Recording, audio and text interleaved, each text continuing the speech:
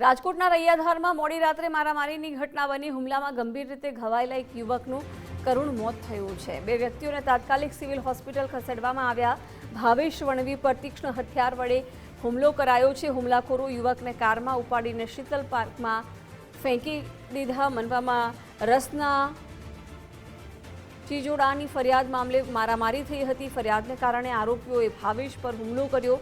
University police દ્વારા સમગ્ર મામલે તપાસ હાથ ધરાઈ છે. પોલીસે ફરાર આરોપીઓને ઝડપી પાડવા ચક્રો ગતિમાન કર્યા છે. પરિવાર અને સમાજના આગેવાનો સિવિલ હોસ્પિટલ પહોંચ્યા અને આરોપીઓ ન પકડાય ત્યાં સુધી મૃતદેહ સ્વીકારવાનો ઇનકાર કર્યો છે.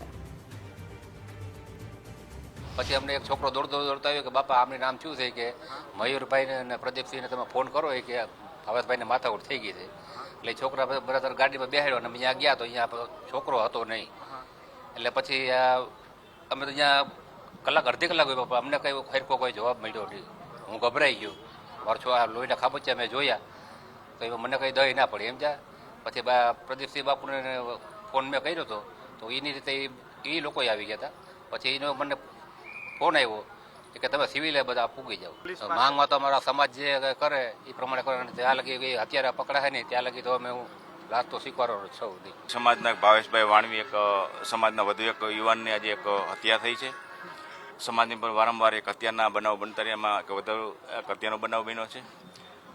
રાત્રે આ બનાવ બનેલો છે અને હજીનું કારણ કોઈ જાણી શકાણું